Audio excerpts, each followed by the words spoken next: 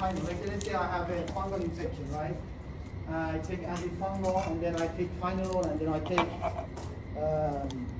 other medications. So what's going to happen to the others, knowing that this is inhibited? The blood level is going to increase. And every time blood level increases, what? Toxicity. Always, the toxicity in this class is going to be very common topic, right? Whenever we say toxicity, means patient is going to have a very severe adverse reaction, right? So again, it's very important to know this too. Like, so many information you need to know about the drugs that you pass. Are they inducers? Are they inhibitors? And what's going to happen now that I'm combining other medication with them? If they're an inducer, they're going to make the other medication less effective. The inhibitors increase the chance of toxicity from the other medications. Like for example, this antifungal, right? Lithium, that you're going to hear because you are in the mental health. Lithium is for bipolar mood stabilizer medication, very toxic. So imagine now you get antifungal and then you add lithium. Everybody's going to go to toxicity. Make sense? So you have to pay attention to that. And then a couple of questions on exam. I like this. So, and then you get confused as far as what? You can go back, right? Study more.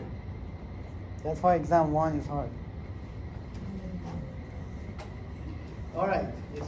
Just to double check, inhibition, when it increases the chance of toxicity from other medications, what does inducing agents do then? Decrease the effectiveness of the other drugs.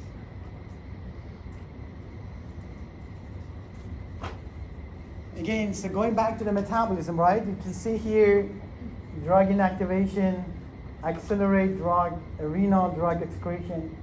So that means taking out the drug and medications, right? The first two is inactivation. So 95% are these two when we talk about metabolism. But here, increase therapeutic action. That is part of metabolism. You give them, like an example in the textbook, is the codeine and the morphine, right? Codeine, when it goes to the liver, is converted to the morphine. So that's how those codeine works. Again, the component of the morphine is more effective than the codeine itself. So codeine is going to be, again, when it goes through the metabolism, it has a better effect. Before the metabolism, it has less effect. Prodrugs, many of anti-seizure are prodrugs. That means they're not activated until they go to the metabolism. So they, again, anti-seizure medication, they go to the liver, now it's more active when the metabolism happens. Make sense? So again, it's not very common, but these are the two examples that doesn't make the metabolism 100% inactivation. Because again, majority of time when you hear metabolism of the drugs, you think about inactivation, right? Which is correct, 95%. But you again keep that small amount or percentage that, okay, how about this? How about the anti-seizure medications? They do the metabolism and they become more active. Make sense? Some special consideration. Age, right? When we talk about metabolism, younger and older age, metabolism is going to be less active. Like again, if the infant, the liver is not able to process medication the same level as you guys, so the dose has to be adjusted. Like if you give them medications for the younger age or for geriatric population, they always adjust the dose. Right? If you want to give them blood pressure meds, pain medication, so you have to adjust the dose, right? Because the liver is not as active as a young adult.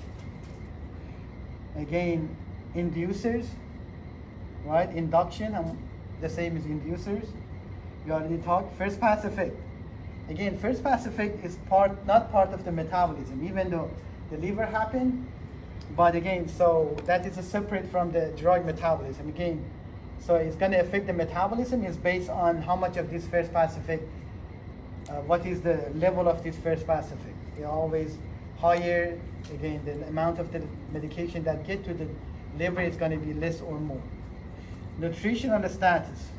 If the patient has malnutrition, again, usually liver enzymes or those P450 rely on the vitamins and the minerals. So if the patient doesn't receive those vitamins, so they're not going to work properly. So that is going to affect the metabolism. And the competition is always as a factor. Which one? Again, drugs have preference. Like even if when you have multiple drugs, some of them metabolize first than the others. So the liver have a preference on which one is going to break down first. The same as binding, right? Let's say you take 3 medications. They're not break down evenly. So the liver break down the medication A first. I like the A more. And then I move to the B and C. Make sense? So they can compete for P450 in a way that is P450 is more favorable of one meds over the other one. And that is going to also affect the metabolism of the drugs. Make sense? There's so many exceptions. And excretion is straightforward. Just go to the kidney, get out. And in order to get to the kidney, it has to be water soluble, right? And that's happening in the liver. So liver main metabolism process is changing from lipid to the water soluble component. And then water soluble goes to the liver. Now we have medication in the system, right? We talk about taking the medications. Now we're gonna deal with this range, therapeutic range. Again, as you can see, there is 2 lines for each medication. One is the toxic concentration, one is the minimum effective concentration.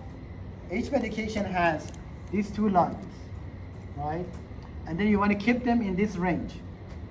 Again, if the medication drops below the minimum effective concentration, it doesn't work, even though you're taking or even though you feel that you have it in the system. If it goes above the toxic concentration, you're going to see all those severe adverse reactions, right? Patient dies, patient bleed, patient sees, all those things that you don't expect and are very serious. So you try to avoid this above and below this line. You try to keep everything steady in this line of the therapeutic range, right?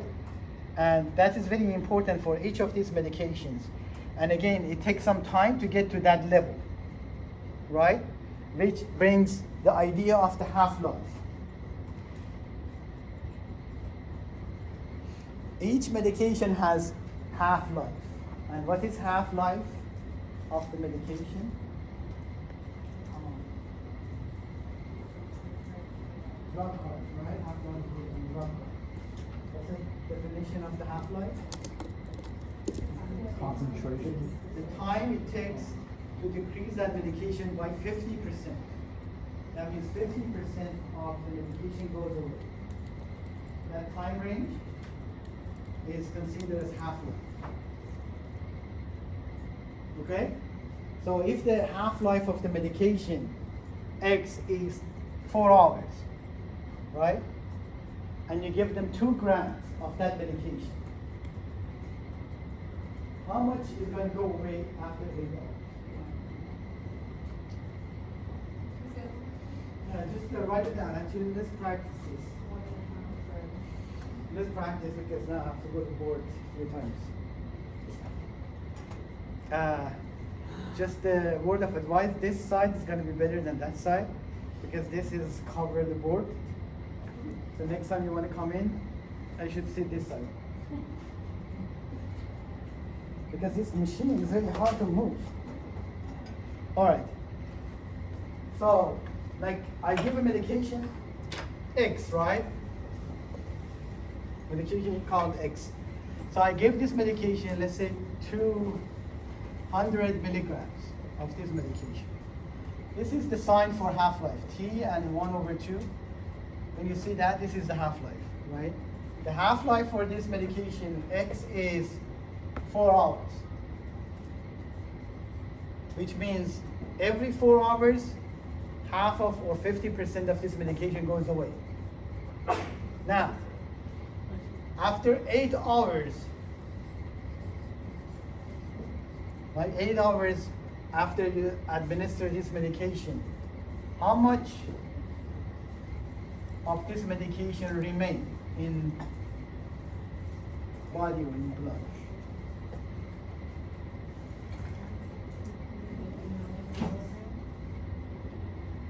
So the first half-life, so first you have to find how many half-life is 8 hours? 2 half-life, right? 2 or 4 hours. So the first half-life, 50% means time 2. The next half-life, 100 divided by 2, 50. After 8 hours, I have 50 milligrams. Right? Make sense? You need to practice your math. Because, you know, you have to take that exam, right? This is like a nothing. With that HESI mock exam, and then mid-surg calculation. You have to practice your calculation, algebra. So you get this idea, right? So that means every half-life, whatever it is, again, every time medication goes through half-life, it's gonna drop 50%, which is divided by 2. And then that goes another half-life, 50, and it's continuing, right? Make sense? Yeah, let's change this. You calculate and tell me. Now, I change this to 2. And I change this to 6. You give me the number.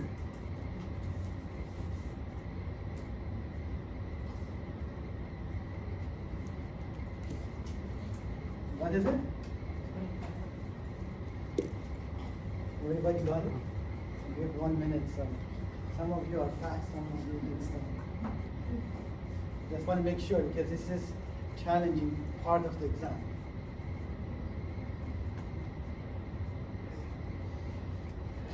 So, 25? Everybody got it? It's okay if you don't. So now, if I ask, which I really like to trick on the exam, I give that one, I say how much excrete out? Now tell me. What's the number? Yeah, you don't have to do quick. You have 30 seconds. Think about it. You said it's on time. Hmm? You said it. No, I want you to think about it. Like not. Yeah, some of you fast. They can go right away. Give me the answer. I just want everybody to at least spend 30 seconds.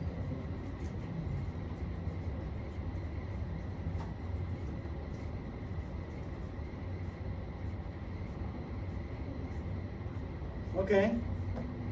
Give me the answer. 175. Everybody good? So in order to find out how much excrete out, you have to go through this half-life, find out how much remain, and then subtract the remain from the total, and that's excrete out. Make sense? Again, so for 6 hours, it's the 3 half-life, right? So to get to 175, what you need to do is divide them 3 times. 500, oh no, sorry. 200 is 100, 100 is 50, 50, 25. Where did this come from? From 6 hours. Again, 6 hours has 3 half-life, right? So because half-life is 2 hours. After 6 hours, we have 3 half-life. That means this medication goes through 3 cycle of half-life, right? And then every time you divide the 2 to get that 50%. So this is how much going to be remain in the body after 3 half-life or 6 hours. Now, I have how much remain, but the question asks how much we lose or excrete out. All I need to do is the total number minus this, right? And then 200 minus 25 is 175. So if the question asks how much excrete out, this is the answer. If the question asks how much remain, this is the answer. Make sense? So pretty much to find the amount that's excluded, you just take the total and subtract the half-life. No, you get a Or total the and amount of subtract with time the remaining. calculated. Yeah. Okay. So you need to go through this to calculate how much remains. Right. But since the question doesn't ask about remain, asks how much excrete out, I have this much remain. This is the total. Subtract, that means the rest is out of the system. Yes. Are you ever gonna ask us like 2.5 hours or like? No, I mean it's straightforward. It's good enough. Challenge. I don't want to make it more complicated. But it's gonna be the same as this, right? 200, 4 hours, 6 hours, and then combination. But the idea is like again a calculation. It's just pure math. It's nothing pharmacology really. You know what I mean? But this is how they calculate how much of the drugs is going to be in the system over time. And the one thing I forgot for the morning class is usually the frequency of the medication is based on half-life. Like how you know how often you give it is based on half-life. If the medication half-life is 2 hours, the frequency of how often you can get that medication is every 2 to 4 hours. I like it my way. If the half-life is 12 hours, usually you give it twice a day. Make sense? Easy my way. The half-life is kind of formulate the frequency. The frequency means how often the patient takes the meds. If the half-life is the 1 week, so usually the medication is once a day or one every other day. Now, the other things, I was almost tripping over this time. All right, so now these things, the graph, continue with half-life and therapeutic index, right? So this medication X, right, the half-life is a day, 24 hours. So you give them 2 grams, the first dose. So day 1 goes to 2 grams, right? It goes all to the system. The next day, 50% drop. How much is going to be in the system? 1 gram, right? 50% goes away. You give them another dose, 2 grams and 1 gram goes to the street. Drop the next day to 1.5. You give them another dose of 2 milligrams or 2 grams, it goes to 3.5. The next day drop to 1.75. You give another dose, and after day 4, you see that it gets very consistent level. It goes to the 4 and 2, 4 and 2, 4 and 2. Make sense? This level is called plateau level of the medication. So in order to medication, they call it the maximum efficacy of the drugs, or the maximum effect is when they are in the plateau level. Like this is the maximum effect of the drugs. Make sense? Now, in order to get to that, we have a general rule of 4 half-lives. Doesn't matter what medication. In order to get this plateau, any meds, it takes 4 half-life. So that means you have to get 4 doses of that medication to get the maximum effect. The first dose, the second dose doesn't have the maximum effect. It built up to this 4 half-life to get here. And as long as you continue taking meds, the medication is going to be in that consistent level, which call it plateau, right? And it's going to stay there as long as you take medication, which is prescribed. And that has the maximum effect. Okay? 4th half-life to get to plateau, 4th half-life to come out of the system. If you stop medication for 4 doses, so consider as there is nothing in the system. 4 and 4, right? Make it easy. 4 half-life to get to the plateau, 4 half-life, get to 0, right? For all medications. Now, here, which I have the loading dose and maintenance dose. To talk about dose. What is the loading dose? Loading dose is the initial Loading dose, a dose is the bigger than maintenance dose. Right? Initial dose is going to be maintenance dose. All right, so, but what's the purpose of the loading dose? To reduce this, right? Like let's say the medication half-life is the week. How long does it take to get to the plateau for that medication? For half-life, 4 weeks, 28 days, right? So if the half-life is 7 days, so in order for a medication to get to the plateau level, you have to wait 28 days, right? That's a long time. So what you're going to do, one of the solution is load them, right? So here, if I give them 4 grams of medication, what's going to happen? You're gonna pretty much immediately. 4. If I give this patient 4 grams, all the way goes here, and then after the 4 grams, all I need to do is 2 grams, like the prior, right? So the 4 grams is the higher than 2 grams. That's called loading dose. Now, if you load them, you can skip this time to get to the plateau. You just jump into the plateau and stay there, right? So usually the loading dose is higher than the maintenance dose. Maintenance dose are the 2 grams that you give every day. Now, in order to skip that 28 days or 1 week this patient doesn't have, you do the loading dose. Solve the problem. What's the problem now? The loading dose. Toxicity, right? Because what if they jump over the toxic level? Right? Always when you give them larger dose you give, more concerned about side effects and toxicity. Always, right? That's a general rule. So that's the one thing about the loading dose. Always you're concerned about toxicity. Right? Because again, if it goes above the toxic level, because now it's a larger dose, right? They jump up, but again, it might go to the toxic level as well. But again, that doesn't mean they are calculated. But again, always a concern with the loading dose. And again, you're not, again, so there are certain situations that you want to do the loading dose. One, if they have very long half-life. The second one is antibiotics. Always you want to just do the antibiotics quick. Because again, it's a matter of the time between pathogen fight and the immune cells, right? The antibiotic has to go. Sooner you get there, sooner you get to the plateau, better outcome, right? Better treatment.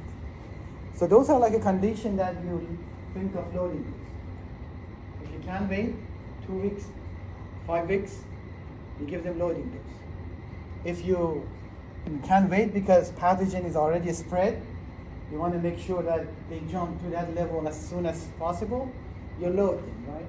You give them larger dose to bypass this time. Time is very important. But always when you do the loading dose, think about toxicity.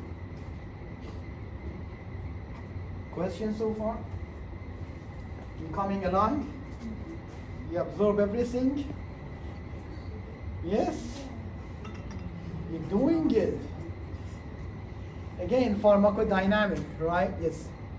So, I don't know if this would be a part of it or be something different. When you take a medicine for too long and then your body just kind of gets used to it, is that at that point when you're declining because you're no longer like So that's called tolerance, right? Yeah. Again, so that's not pharmacokinetic, it's pharmacodynamic.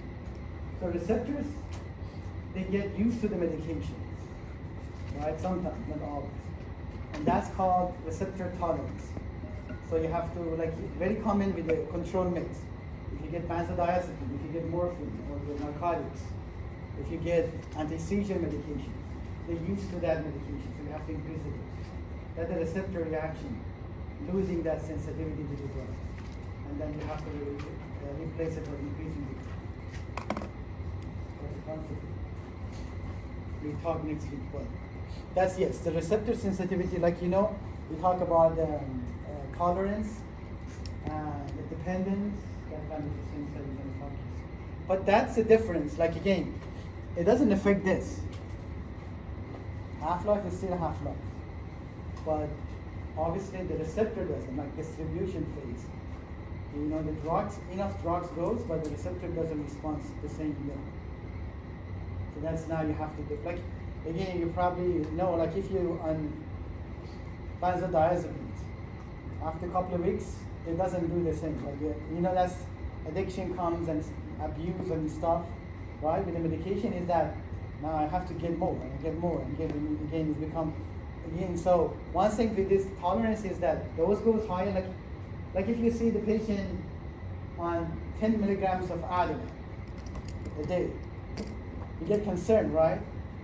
Even though they need 10 milligrams of Ativan to reduce anxiety, but that is a large dose, right? So if I get 10 milligrams, I'm gonna have more adverse reaction. If I go to 20, definitely, it's gonna affect my brain. You know what I mean? So now that's the point as you have to taper them off the Ativan or the benzo. It's no good. That's the whole issue with this substance. The control meds, like if you give them morphine, right? Morphine is good for 10 milligrams. After that, it's going to affect the respiration rate. So even though I need that because of tolerance, my receptor doesn't respond, but again, I can't go that high. Make sense? I mean, if it doesn't next week, I don't want to, again, so some of the question, we can answer it, but again, at the same time, I don't want to add more info now, and then I am already losing you, so. I know, it's really hard to listen. You have to ask questions about it. I know, because again, you're losing the track. It's too much information. All right, so now, one thing that I almost forgot is, what if you miss the dose? You heard, right? They say on the package, if you miss a dose of this medication, contact your provider. If you don't miss a dose, don't double up. I don't know, I mean, like, these are information come in the brochure, right? There's handout. Have you heard, saw that when you take meds? So what is with the missing dose? What happens when you miss dose? Half-life changes. What? What happens when you miss dose? Takes longer. You know, you have to, if you miss dose, it's going down and down, right? So usually after 2 missing dose, you drop below the minimum effective concentration. So that means when you miss 2 doses, until you get another dose, that medication doesn't work. If it's a contraceptive, very careful about it. If it's antibiotics, you screw it up. Make sense? So the 2 is very important number. If you miss 1 dose, it's okay. But if you miss 2 doses of the medication that you're supposed to take, again, it's already here. It's in system, but it's not working anymore. Make sense? So you have to pay attention to that. So now obviously, if you don't take it for 4 doses, it's completely out, right? 4 half-life for 4 doses. But if you decide, okay, now I'm going to go back and take it. If it's antibiotics, that's going to be a huge deal. Because now you make some of this bacteria resistant to it already. If it's some medication that is deep to be in the system, like if it's the anti-seizure medication, you start seizing until you get the next dose. Make sense? 2 doses. So it's like birth control pills that say if you miss 1, they say you can take 2 the following 2 days. Right. So that would be in the minimum effect concentration? 1 dose is okay, no, but if they say, sometimes they say don't take it and take the next dose. But if you miss 2 doses, like contraceptive, right? If you don't take it 2 days, now it doesn't protect anymore until you take the next dose. Like from that missing 2 doses until the next dose, that interval, your medication is here. It's below the effective level. So that means it's not protected. If the patient has a seizure, it might show the seizure activity. If the patient is antibiotics, that is screw the antibiotics because now the bacteria and resistance, all these issues that we have with bacterial resistance to antibiotic is happening because of that. But again, so you have to make sure, kind of educate them, okay, you can't mess up with this medication and The 2 dose missing, contact your provider, see what you need to do at this point. Because it's not effective anymore. It's in system, but it's below the minimum effective line.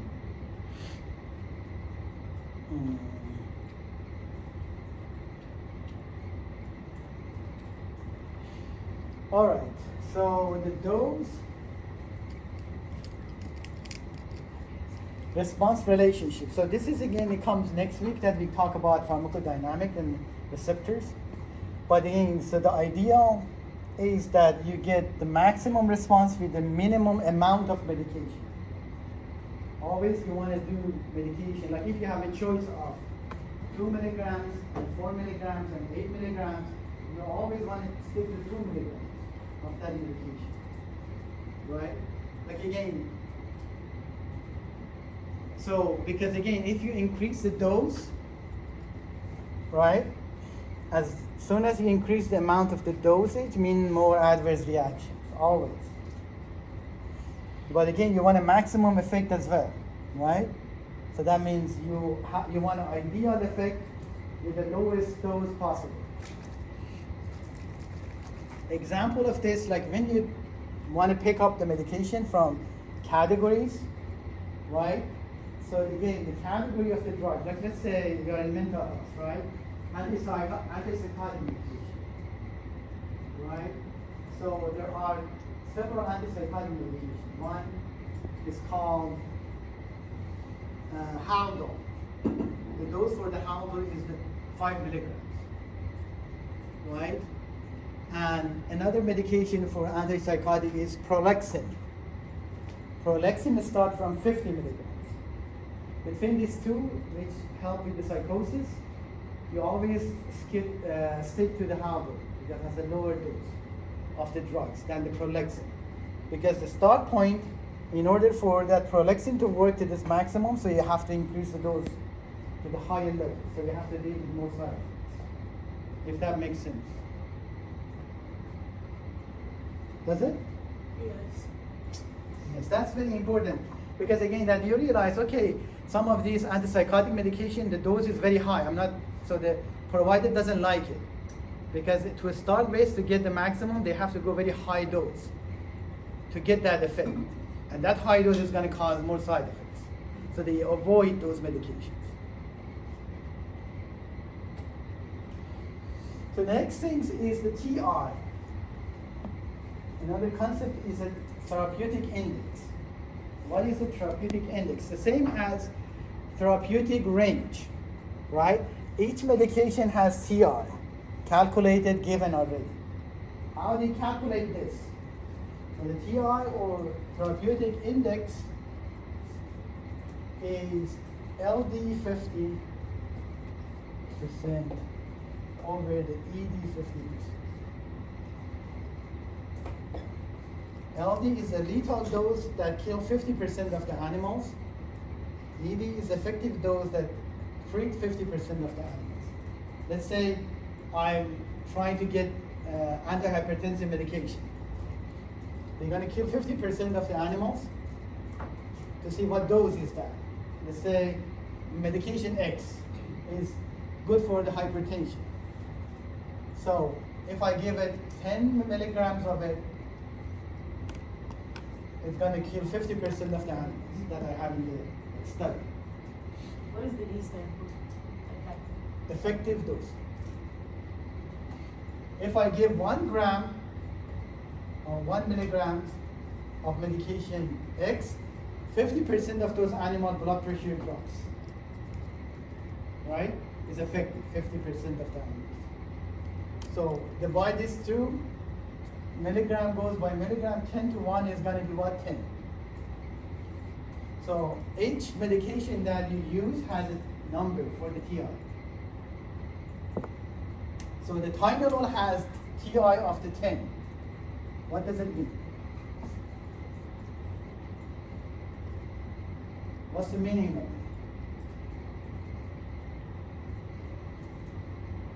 It's a measure of like how narrow or wide your dosage is. Lethal and effective, right? You want that to be too large. So bigger number means safer. That means you need 10 times higher to kill them than to treat them. Make sense? So in order for Tylenol to kill someone, it has to be 10 times more than the dose that is effective. So that is a huge dose, right? I'm not concerned about Tylenol to kill someone, unless the overdose, right? If I empty the whole bottle in order to kill myself, yes, right? Makes sense?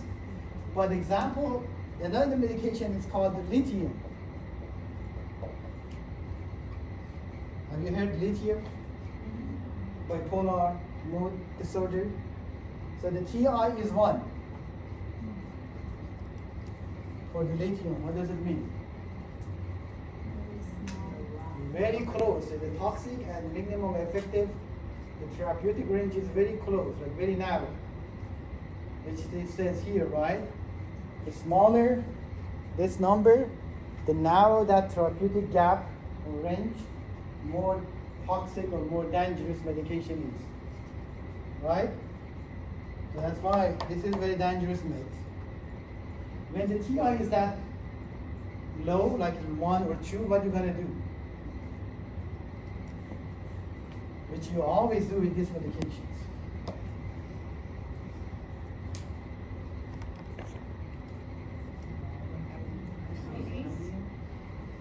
Lab, you go to lab, they draw blood, medication level. Because this has to be medication level. If patient takes lithium, they have to do blood draw every week, every other week, every month, or whatever, it depends. Why? Because we want to make sure it doesn't go to the toxic level. So it has become a very important topic. Every time TI is low, we can't give the meds without having the blood draw for the level of that medication, right? Because we draw blood, we check the blood level of that medication. Why? Because we're always concerned about toxicity. Is there like a scale? So you're like obviously one extremely safe, or sorry, but So you're one- looking for the range, Yeah. when you draw blood, yeah, 1 or 2. I mean, if it's 1 or 2, you draw blood. If it goes above 2, you pay attention to it. If it goes to 10, you don't kill it. Anything but 5, you don't kill it. Make sense? This is how we calculate it. And this is very important to know. But every medication has that number. So before you pass that meds, you need to know what is the number.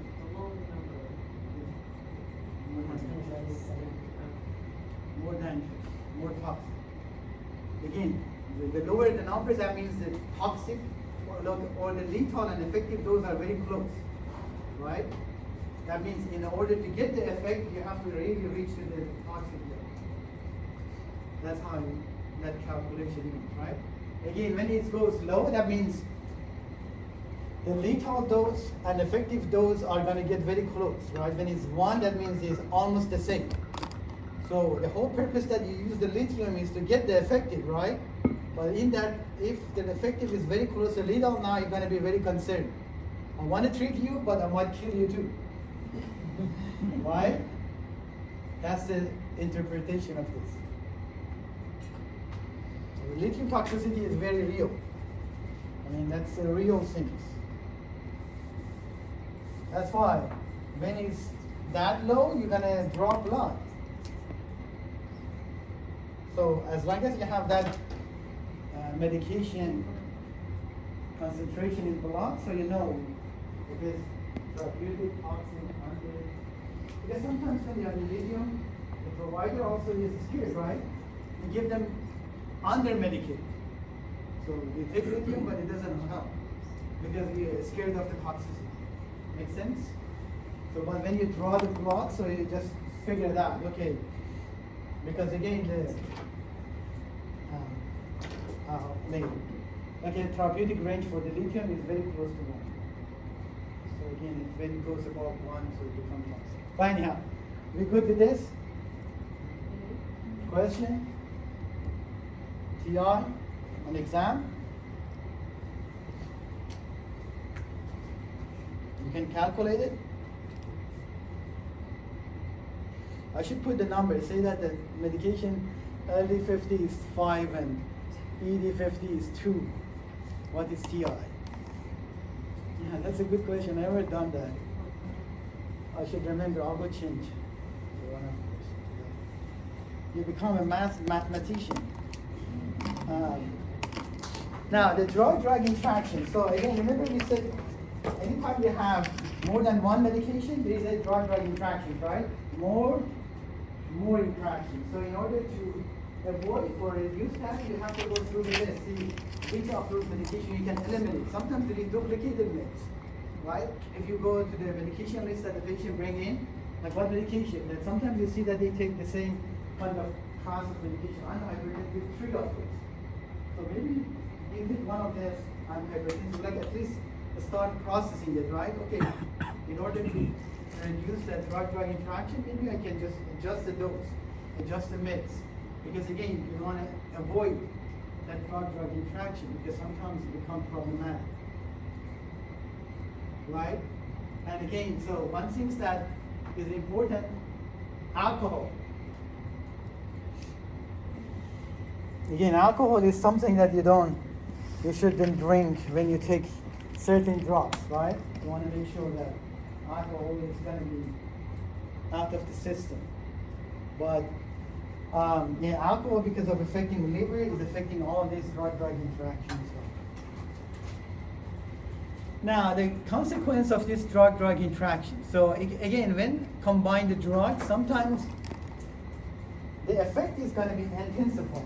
You're increasing the effect intentionally, sometimes unintentionally, right? Unintentionally or unwanted is the example I said, right? Thyroid hormone and blood thinning, right? If you combine them, so you're increasing the effect of the blood thinning. Do you need it? No, right? They become a problem. So sometimes that is intensify the effect that you don't need it. Sometimes you need that, right? You combine the medication to increase the effect of the one other meds. Again, it depends. Reducing the effect. So the drug-drug interaction can reduce the effect. So kind of right? What was the example of reducing the effect? Inducers. We just talked about inducers, right? Anytime you give them inducers, that is going to decrease all other medication effect going through the liver, right? So that's again something that happened with the drug-drug interaction that you have to pay attention to. Okay, so again, those are the things that, again, like a general rule, that you pay attention when you have all these different type of the meds that the patient is taking.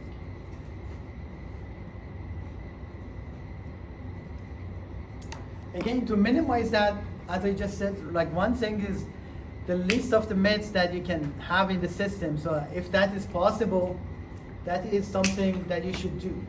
And then also pay attention what kind of medication, what is the protein binding of those medications, right? What's the first pass effect of the meds? So again, when you have drug-drug interaction, toxicity is always something that you have to pay attention, because again, the side effect is different from toxicity manifestation. Like if you're looking for the side effect of the lithium, is completely different from toxicity level of the lithium. Make sense? So you need to be aware of those so to prevent the toxicity level when you have these multiple drugs in the system. So it's not only that medications interact with each other, but also food, right? The things that we eat also can interact with the drugs. One of them is grapefruit juice. That is the one that we should remember all the time.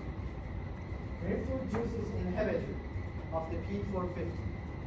What does it mean? More drug is bioavailable. So increase the level of the other drugs, right? Especially the antihypertensive medications. When if the patient is antihypertensive meds, they should not drink grapefruit juice. Or in general, any medication. So drink orange juice. How do you drink grapefruit? Anybody drinks grapefruit juice? You? No, but anybody who's drinking. Yeah? How many of you drink orange juice? Yeah, see? It's more common, but anyhow. But again, the grapefruit juice is inhibitors of the P450. So by that means it's going to increase the level of the other medications. Again, another example on this slide is the vitamin K and the warfarin. Warfarin is that blood thinner that we talked, right? Warfarin and coumadin is the same medication. So the way that the medication works is by blocking the vitamin K. Vitamin K is needed for blood clots. Again, I'm not going to go in detail. But again, so when you add vitamin K to the diet, that is going to decrease the effect of the blood thinner medication. Where you're going to find vitamin K in the vegetables. So vegetables, they have high level of this vitamin K, like spinach. So could you give us an example of somebody who's taking warfarin and eating a lot of vegetables? They're going to do.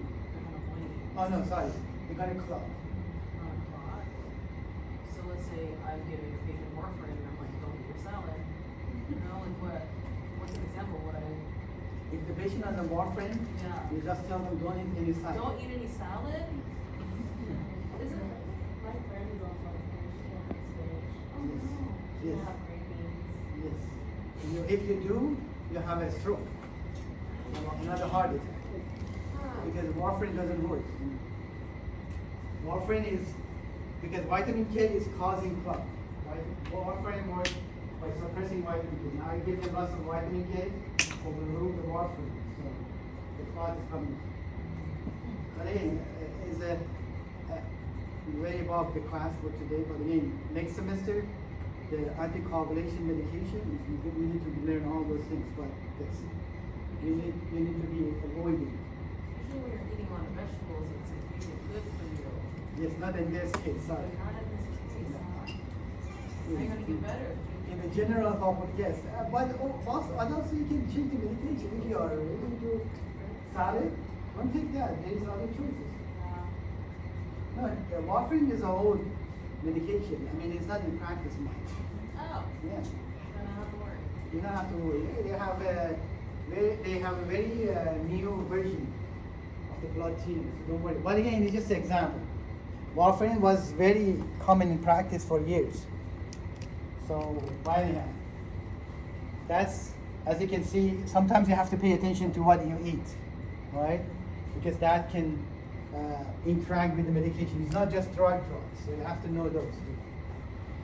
Herbal things, right? Supplement and herbs. So some of you are very green and into this kind of the homeopathic and I don't know, supplement and all these things, coenzyme things, right? Whatever it's called. They might have interaction, who knows? Like that St. John's wort, which is for treatment, supplement for treatment of depression, is inducer of the P450.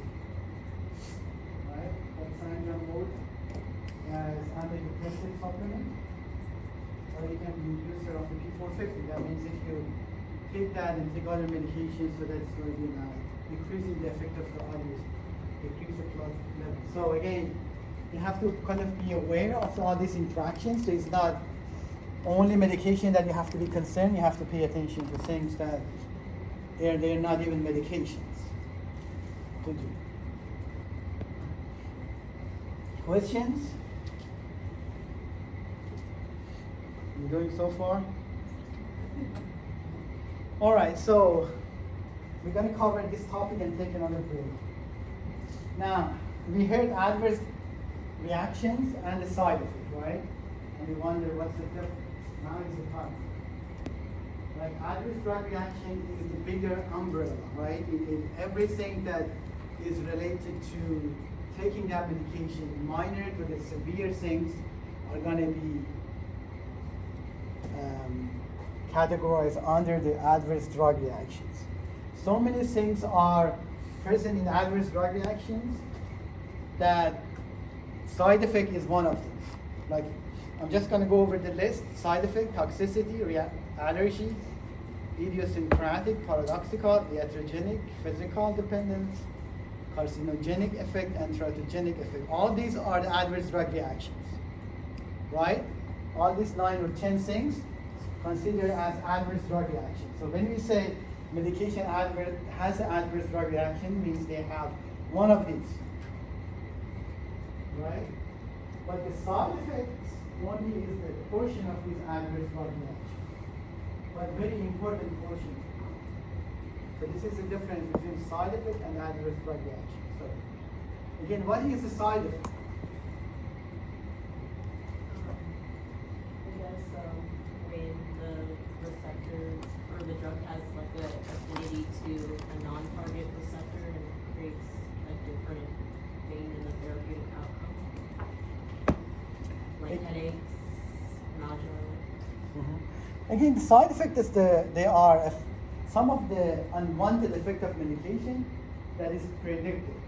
Right? Again, you take pain medication, you get constipated.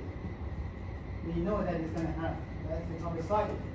You already know, right? You get Tylenol and you feel nauseous. They know that is part of that presentation. So it's a part of the effect.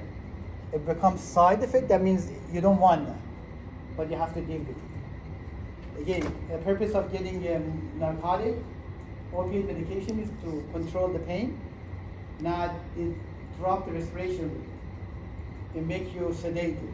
It drop, cause constipation. All those become side effects, right? That means the things that you know already is going to happen, you don't want it, but these are the things that you have to take as part of sacrifice for the pain management. Make sense? But toxicity, again, when you take medication, all meds, they have side effect, right? There is no medication with no side effect. But toxicity is not something that you predict to have. Toxicity, you don't want to see ever. But it does happen, right? As part of adverse drug reaction. So this is not something that is going to happen to anyone unless you're not paying attention, you do large shows, you do this and that. But side effect, the difference is this is much severe than the side effect, the toxicity. When we say toxicity, means we have more severe drug reactions, which is dangerous, unwanted, but also is not expected to happen. Whereas side effect is less severe, you expect that happen, and you have to deal with it. Yes. So for the side effects, you said that they're expected to happen. So when you found out that they're expected to happen, is that what happens in like phase 1, 2, if you're going to originally treatment? So what if one of those side effects happens that didn't originally anticipate? Is that still considered a side effect because it wasn't part of 1, 2? It takes focus. You have to report it. There are some side effects that it takes time for them for those side effects to see. But again, toxicity is a very severe effect of those medications. Usually when we talk about toxicity, it's a life-threatening condition. Like if you don't address the toxicity, it's going to kill the person because of that medication effect. Make sense? Because toxicity is always, again, but also what is toxicity. It's not that unpredictable. You know what I mean? Like if I take a lithium, I know what is the side effect, what is the toxicity. As soon as I see those presentation, I'm going to say, okay, you're showing the toxicity of the lithium. You have to go to ICU. Make sense? Allergic reaction, again, is very small number of the people that they show allergic reaction. So again, genetic related.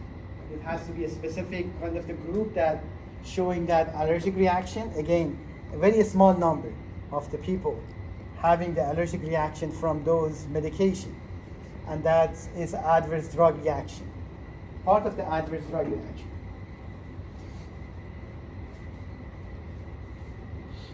Idiosyncratic effect.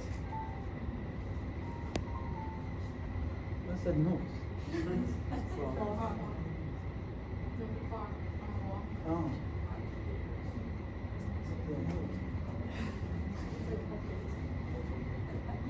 Anyhow, back to more adverse drug reaction, right? Idiosyncratic effect means happening only to you know, the small group of group of the people that they are coming from, you know, genetic background.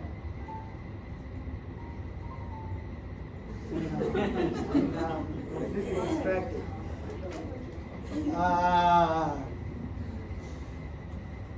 So again, we're not going to talk more about this, but paradoxical effect is opposite effect, right? You take a sleep medication, but you're awake. You take pain medication, you have more pain. That, if that happens, again, very uncommon, but happening, that's considered as adverse drug reaction. Iatrogenic disease or effect also is part of adverse drug reaction. Antipsychotic medication, they cause this Parkinson-like syndrome.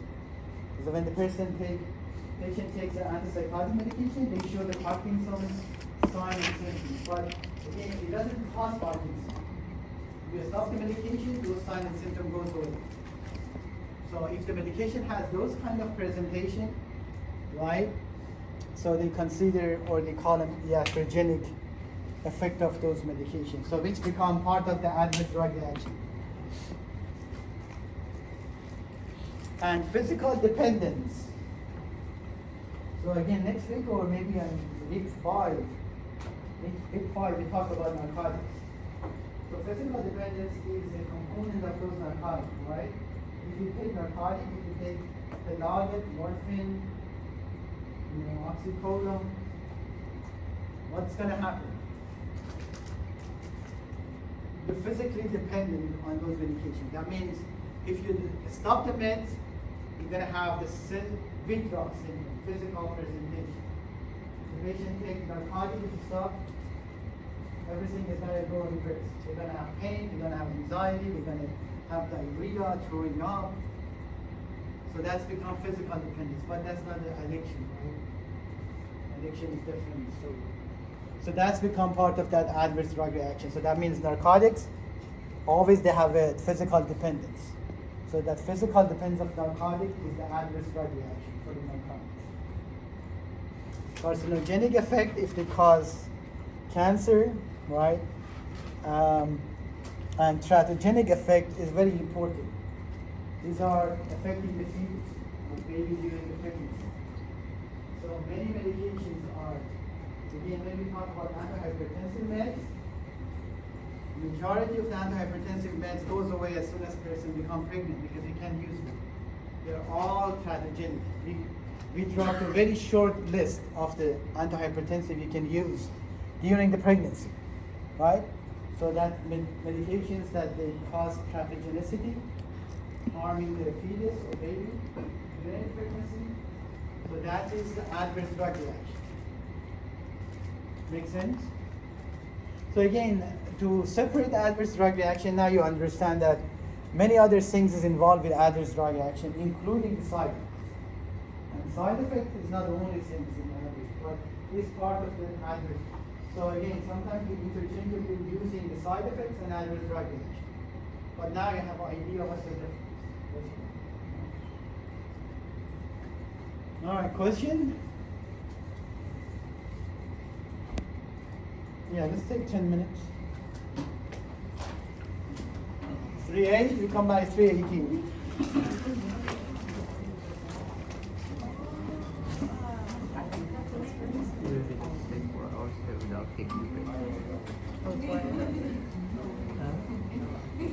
Before we didn't go out or during breaks. 4 hours you will stay in that